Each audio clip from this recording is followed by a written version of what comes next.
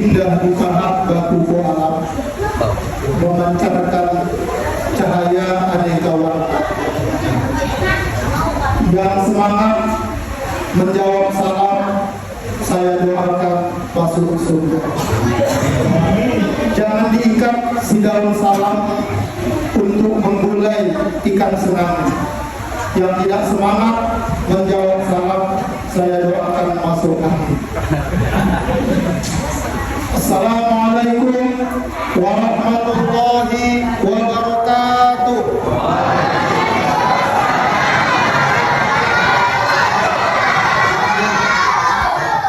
Langsung semangat, ya Pak, karena pada tahun masuk angin. Alhamdulillahilladzi ja'ala Ramadhana syahra siyama lil mu'minin. Wassalatu wassalamu ala asyrafil anbiya'i wal mursalin sayyidina wa maulana Muhammadin wa ala alihi wa ashabihi ajma'in. Amma ba'du. Bersyukur kita kepada Allah Subhanahu wa taala atas segala limpahan nikmatnya, barokahnya, hidayahnya untuk kita semua. Semoga malam hari ini yang kita hadir di masjid yang mulia ini, kita diberikan badan yang sehat, diberikan iman yang kuat, diberikan rezeki yang berlipat, diberikan hutangnya lunas dengan cepat. Jadi kalau didoakan hutangnya supaya lunas dengan cepat, aminnya harus kuat Bapak Ibu, ya. Karena lilitan hutang itu lebih bahaya daripada dililit ular. Orang yang mati dililit ular itu matinya mati syahid. Tapi kalau orang mati karena stres dililit hutang, matinya offside. Bapak Ibu tahu offside? Kalau main bola, ya, orang yang menggolkan itu terperangkap offside, maka golnya tidak sah.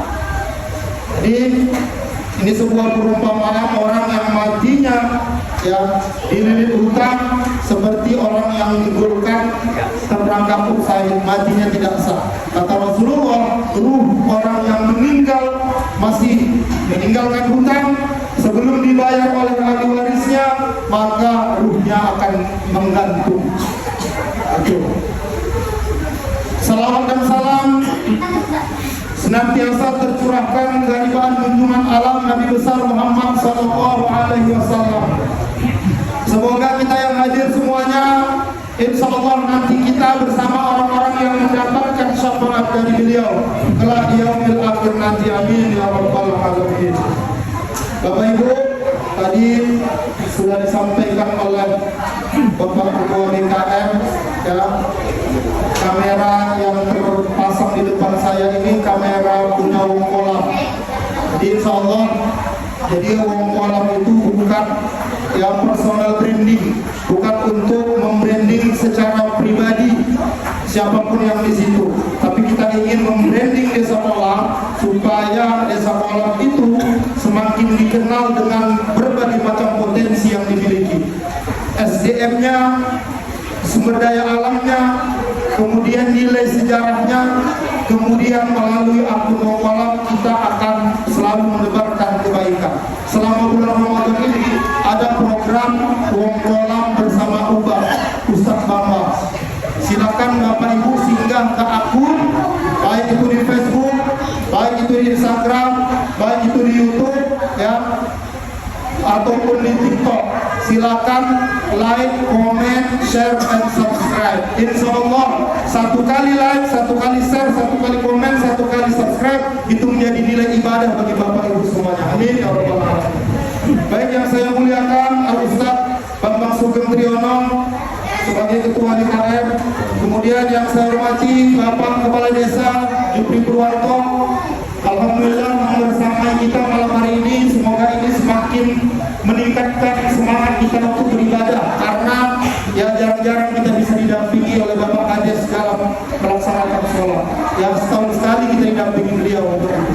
Kemudian yang saya hormati Bapak Yang hadir malam hari ini terkhusus Kadus 6B sebagai tuan rumah. Tadi kita iftar jamaah buka puasa bersama di rumah beliau. Ya, alhamdulillah kita tadi berkumpul di sana. Semoga ini menjadi barokah bagi beliau dan bagi kita semua. Kemudian yang saya hormati, ya tokoh agama, tokoh masyarakat, dan yang tak pernah saya lupakan, yang saya banggakan, jemaah ibu-ibu yang selalu semangat untuk meramaikan kegiatan ibadah di malam-malam bulan Ramadan. Tetap semangat ya Bu ya. Ibu-ibu ini tim sukses kita Pak di bulan Ramadan. Kalau tak ada ibu-ibu, repot kita menghadapi bulan Ramadan. Mereka lah yang menyiapkan segala sesuatunya untuk keperluan Ramadan. Sore hari, ibu-ibu habis asar sudah duluan ke dapur, menyiapkan berbuka dan makan malam. Ya.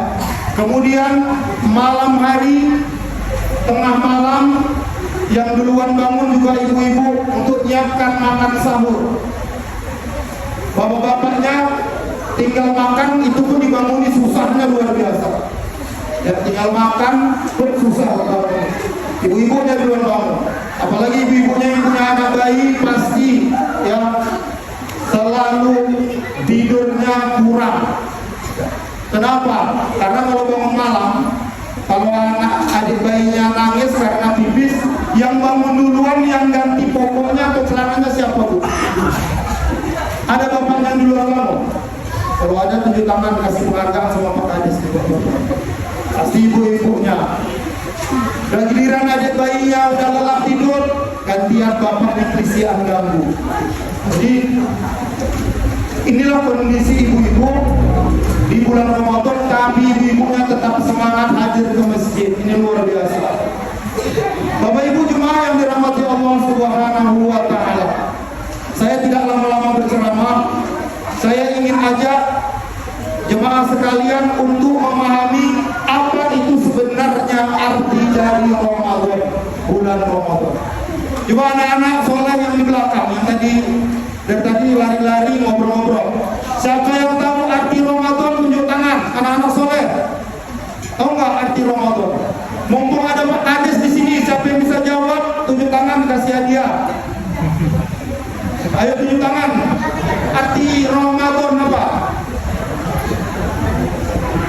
Nggak ada yang tahu kan?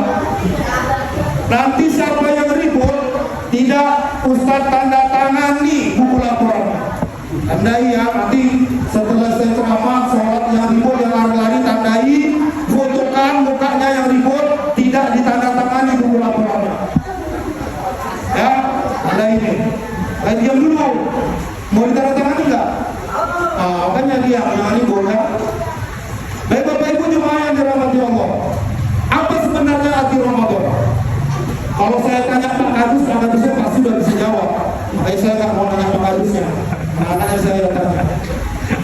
Ramadan itu ya berasal dari bahasa Arab yang asal katanya romdo, yang artinya panas membakar. Karena disebut bulan Ramadan itu ada sejarahnya Bapak Ibu. Penamaan Ramadan itu di bulan itu ada sejarahnya. Kenapa disebut dengan bulan Ramadan? Maka Ramadan itu kalau diartikan secara bahasa yang asal katanya Ramadan artinya panas yang membakar. Ternyata penamaan itu karena setiap masuk bulan Ramadan cuacanya sangat panas terik, membuat kering kerontang alam yang di bulan Ramadan itu. Itu kenapa disebut dengan bulan Ramadan. Maka kalau kita kaitkan dengan bulan Ramadan itu satu-satunya bulan yang disebutkan Allah di dalam Al-Quran. Tidak ada nama bulan yang disebutkan di dalam Al-Quran kecuali bulan Ramadan. Syahrul Ramadan alladzi unzila fihi al-Quran. Pada bulan Ramadan Allah telah menurunkan kitab suci Al-Quran. Itu satu-satunya bulan yang disebutkan di dalam Al-Quran, Ramadan. Maka kalau kita artikan Ramadan kaitannya dengan makna, kalau diartikan secara bahasa panas yang membakar, ini ada kaitannya dengan nilai puasa yang diwajibkan Allah pada bulan Ramadan. Di dalam Al-Quran surah Al-Baqarah 183, ya Allah dengan tegas berfirman, A'udzu billahi minasyaitonir rajim. Ya ayyuhalladzina amanu kutiba 'alaikumusshiyam kama kutiba 'alal ladzina min qablikum la'allakum tattaqun. Hai orang-orang yang beriman, telah diwajibkan kepadamu berpuasa sebagaimana yang telah diwajibkan atas orang-orang sebelum kamu agar kamu menjadi orang yang bertakwa.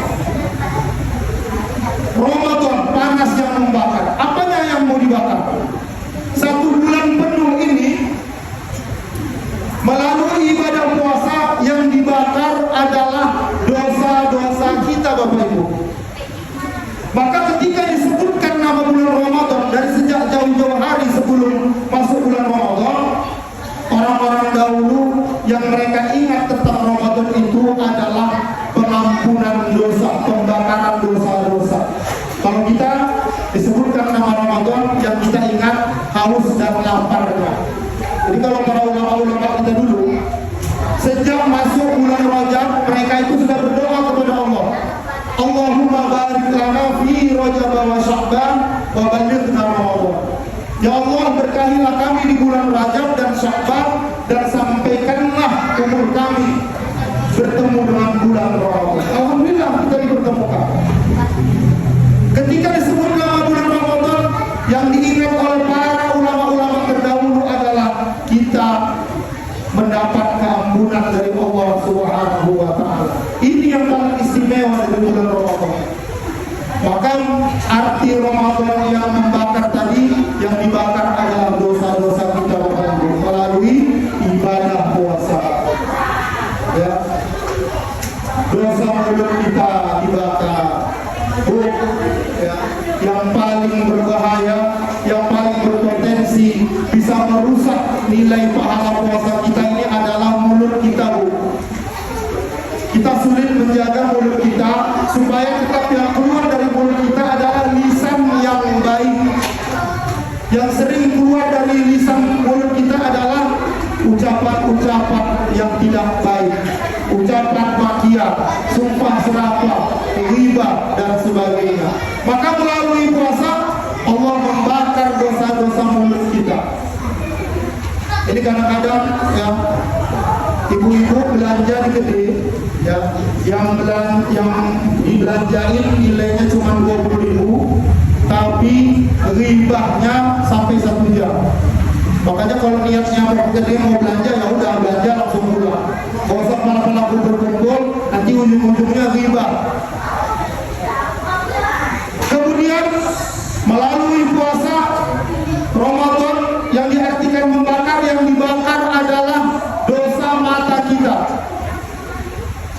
Nah, ini yang paling berat tugas kita, bapak-bapak, menjaga mata kita supaya tidak terkena virus. Ya, ini yang paling berat. Kadang nggak ada niat, tapi kadang kesempatan itu muncul sendiri. Kita nggak ada mau niat melihat ya lawan jenis kita menampakkan aurat, kita buka HP, muncul di beranda kita ya wanita yang membuka aurat, kemudian bapak lihat. Kalau itu dilihat, kira-kira puasa kita gimana, Pak? Puasanya nggak batal. Kalau pandangan yang pertama, penglihatan yang pertama ya, asal tidak diikuti dengan pandangan yang kedua, maka kata Rasulullah, pandangan yang pertama itu rahmat, tapi pandangan yang kedua itu adalah laknat. Maka jangan ikuti pandangan yang pertama dengan pandangan yang kedua ketika melihat wanita yang membuka aurat, baik itu secara offline ataupun secara online. Sekarang potensi melihat aurat secara online lebih besar ketimbang secara offline, secara langsung. Maka kalau terlintas di HP, baik itu di Facebook atau di mana, langsung dialihkan, Pak. Maka tergantung jari kita. Kalau diantengin, maka disitulah sudah kena ya dosa mata. Maka para ulama mengibaratkan puasa kita ini seperti buah, Bapak. Buah mangga. Buah mangga itu kan di dalam ada bijinya. Jadi buah itu ada dagingnya yang membungkus biji.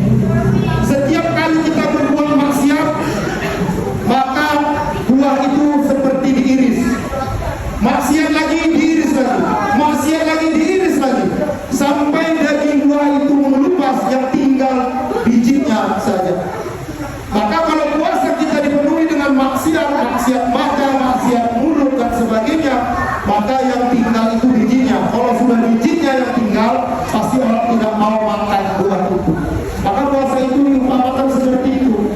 Ya, jangan sampai puasa yang kita laksanakan seperti buah yang diiris dagingnya tinggal bijinya. Maka ditahan. Maka kata Rasulullah, khamsun yuftir nafsaim. Yang merusak puasa itu ada 5. Ini yang ribut tanda ya, nanti kan kita katakan itu. Saya tanda orang yang ribut itu. Ya. Khamsun yuftir nafsaim. Ada 5 yang merusak pahala puasa, tapi bukan membatalkan puasa. Yang pertama kata Rasulullah, al-ghibah, menceritakan aib orang lain. Yang kedua, namimah. Namimah itu adu domba. Omongan sana sampaikan kemari, omongan sini sampaikan sana. Kemudian ya, dengan maksud memprovokasi kedua orang ini supaya bertengkar. Itu namanya namimah, adu domba. Ya. Keburukan sini sampaikan kemari, keburukan ini sampaikan ke sana. Seolah-olah mereka lah ya yang bertengkar, tapi karena ada provokasi menyebabkan putus silaturahim. Ini namanya namimah. Itu merusak puasa kita. Kemudian apa lagi? Wal kadhibu, bicara dusta, bohong. Ini juga merusak puasa. Yang keempat, wan nazru bisyahwat, memandang dengan syahwat. Itu tadi yang saya bilang. Kemudian yang kelima, wal yaminu kadhiba, yaitu sumpah, serapah, sumpah palsu. Ini yang merusak pahala puasa kita. Maka Bapak Ibu jemaah yang dirahmati Allah Subhanahu wa taala, insyaallah ya, Ramadan yang artinya membakar ini, dosa-dosa kita dibakar, dibersihkan, sehingga setelah keluar dari bulan Ramadan kita terbebas dari noda dan dosa. Maka seperti apa yang dikatakan Rasulullah dalam sebuah hadisnya, ya, kharaja minadz dzunubi kayaumi waladatu ummu. Orang-orang yang berpuasa itu dan malam harinya dia sholat tarawih, maka Allah akan mengeluarkan dirinya dari dosa-dosa seperti bayi yang baru dilahirkan oleh ibunya. Inilah kita harapkan. Kalau seandainya Allah mentakdirkan di malam Idul Fitri, kemudian ajal kita sampai di situ, maka kita seperti bayi yang baru dilahirkan oleh ibunya. Itu orang-orang yang beruntung malam Idul Fitri, dia mati dalam keadaan diampuni dosa-dosa. Wallahu a'lam bishawab. Ini saja yang bisa saya sampaikan dalam kesempatan yang berbahagia ini. Semoga ini ada manfaatnya untuk kita semua. Wabillahi taufiq